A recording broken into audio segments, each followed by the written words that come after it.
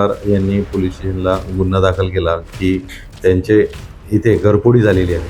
घरफोडीमध्ये यामध्ये बांधकामाचे साहित्य आणि भरपूर जो तांब्याचे वायर्स आणि मोठ्या प्रमाणात 1.5 लाख रुपयाचा ऐवज हा माल चोरून नेलेला होता आरोपीने.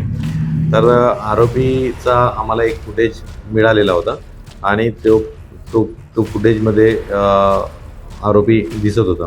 त्याप्रमाणे DB टीम तात्काळ स्पॉटवर पाठवण्यात आली आणि यामध्ये जो चोरीस गेलेला मुद्देमाल आहे तो जवळपास 1,10,10,000 रुपयाचा असा होता.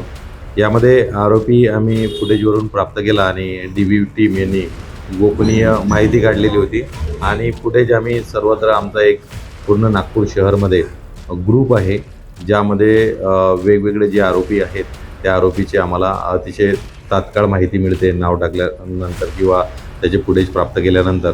तर ते आम्हाला हा फुटेज कामी आला आणि आम्ही नागपूर शहर या ठिकाणी जे क्राईम ब्रँच डिटेक्शन यांनी तयार केलेले वेबसाईट आहे, ग्रुप आहे, त्यावर आम्ही हा फोटो टाकला.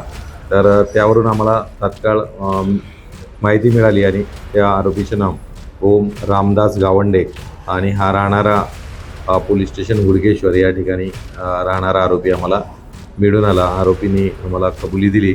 त्याप्रमाणे गुन्ह्यात मुद्देमाल सर्व आम्ही